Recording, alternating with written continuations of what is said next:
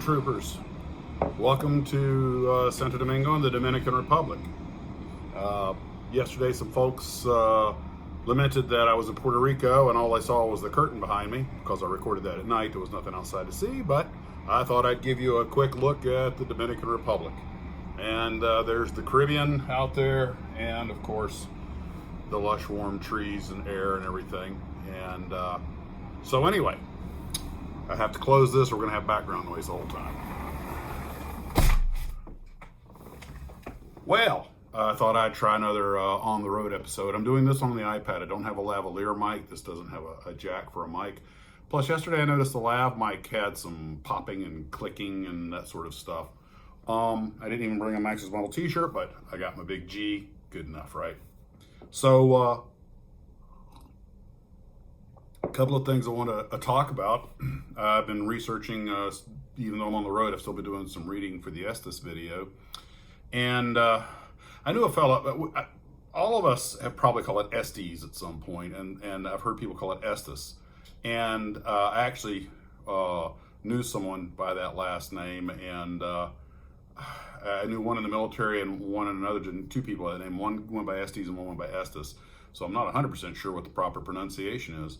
But anyway, I was doing some research, and I didn't realize that Vern Estes was the son of a fireworks maker. And he was actually contracted by the guy who started model rocketry in America in the mid to late 50s, who I'll talk about in more detail, for a company called MMI. Well, I think was it Miniature Missile Incorporated, I think. And the biggest problem was engines. And Vern got into the business by making engines, and the machine that we all know is, or that they call Mabel, which is a story in her own right, and I want to get a lot of information on that. I just kind of throwing that little teaser out there, throw out another little tidbit. So Vern Estes and his wife got into the business by starting off making motors for someone else, and there's a whole story behind that I hope to get into. Also, one of the viewers, after Hans Peter had sent me all those kits, one of the viewers had asked if, since there were so many, if I would mind letting go of that old Bristol Bulldog, and it'll take me forever to get around to it. Here you go. And he just finished it and did just a magnificently beautiful job. Now, if I can get the image up here, I'll show it. But this iPad I'm using does have a limited movie maker in it, so I might be able to edit this a little bit, but I'm not sure if I can attach photos. I haven't used it in a long time.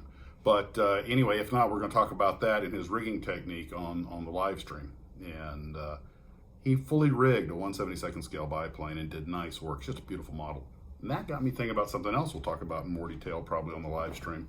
And that was, we all know, we all have hopefully not been, but have definitely been exposed to that guy that no matter how good a job you do on a model, he's going to find the nit to pick. And when I saw the job on this Bulldog, I was like, my God, that's just beautiful. And this little wave of envy went over me. And I started looking at it, just looking for a blemish, just so I could feel better about myself. And I realized, oh my God, is that really what these people are about? The dime store expert. It's not that he knows so much as that his ego's been damaged because you did such a good job on a model. He wants to feel better about himself, so he's going to dig until he can find something wrong. And we're all human, but that's kind of sad.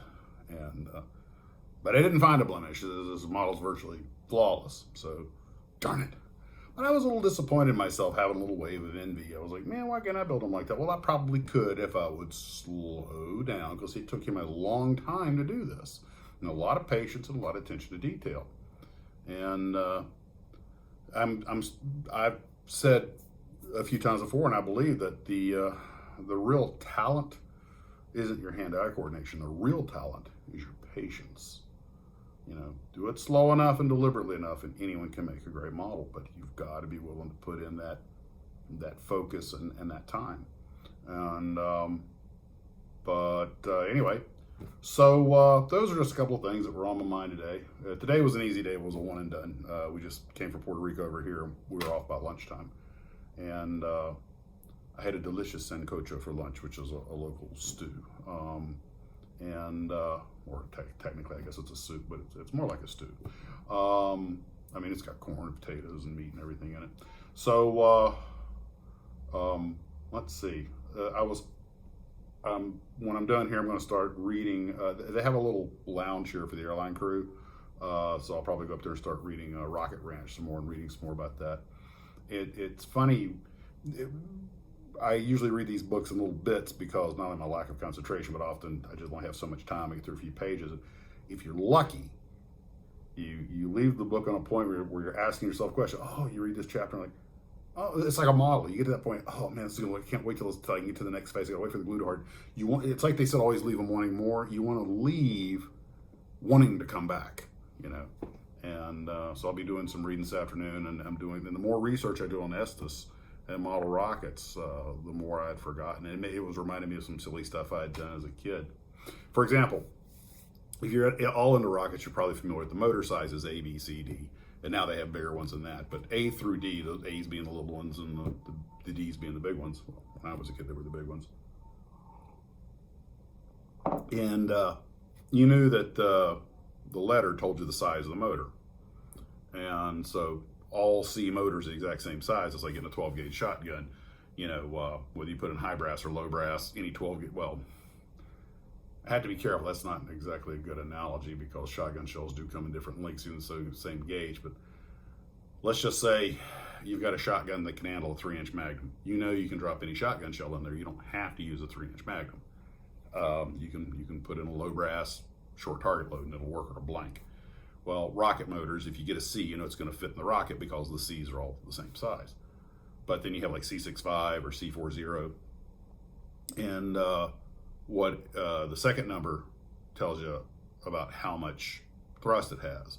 A 6 has more thrust than a 4, but usually the higher the thrust, the quicker they burn out. But they can lift a heavier rocket. So bigger rocket, you need your C65, lighter rocket, you need C4. Not as much kick, but it burns longer. So it might actually go as high or higher, just depends on all the aerodynamics and everything. And then the dash number at the end, -0, -5, gives you the delay between motor cutout and the reverse firing. And we'll get into, because for those who don't know, rocket motors, they have a little charge that fires in reverse. That's what blows the parachute out. Well, if you're using like a C4 or C60, there's no delay. So that would go in like a 2-stage rocket. You put the C65 on the top and the C60 on the bottom. So the bottom stage fires, whoosh, up it goes. And as soon as it cuts out, it fires up in the rear, and that ignites the second motor and goes up even higher. Well, that's the way it's supposed to work. And yes, a friend of mine did get them backwards. And the thing flew up, arced over, and because it was a C, he put the C65 in the bottom, then arced over, and as it was coming down, then the C60 fired and just drove the nose cone in the ground. By God, it was the most effective missile he'd ever fired. But anyway, and I was just reminded when I was a kid, I had a C65. The only rocket motor I had was a C4, and it didn't have it. And I was like, man, this thing's pretty weak. But in our front yard, our house was surrounded by trees. We had a nice sized front yard, but it was trees in all directions. And I would never fire a C65 because it would go up so high that when the parachute opened, the wind caught it. Then, of course, the wind would carry it away to go into the trees and never get it back. But I was like, well, the C4 is pretty weak. Maybe that'll work. So let's try that. And sure enough, the C4 only pushed the rocket up 80 or 100 feet. It barely cleared the top of the trees. So by the time it arced over and the parachute opened, which happened just in time, it landed not far away from where we launched. I thought, hey, we can shoot these in the front yard all day long. I mean, it's not the ooh-ah of the more powerful engine, but hey, we can get it back right here in the front. So, we had a way to shoot rockets in the front yard without losing them.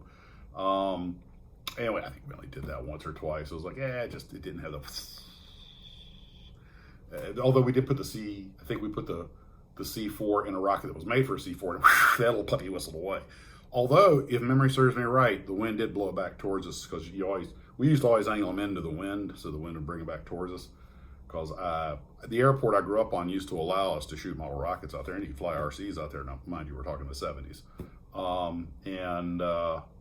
I can remember we got our exercise chasing off of those rockets because they would go some distance in the parachute with the wind carried away. So we learned to look at the clouds, look at the wind, see which way it was, shoot into the wind at an angle, and that way you don't usually have to run quite as far. The joys of youth. But you know what? We didn't even realize how much we were learning about physics and the laws of nature at the time. Out in the world, firing rockets and driving model cars and all that stuff. That's the way you teach kids math and physics. Not strapping them to a chair, and R30, if you look forward, not. But you give them, hey, if you want to recover your rocket, here's a math formula, help it easier. You learn to do this, this, and this, and that rocket will come right back to you. Oh, I have to learn to do that. So, anyway. Well, guys, from the rim of the Max's Models Empire out here in the great country of the Dominican Republic in the city of Santo Domingo, this is Max saying, hope you're having a great day, and model on.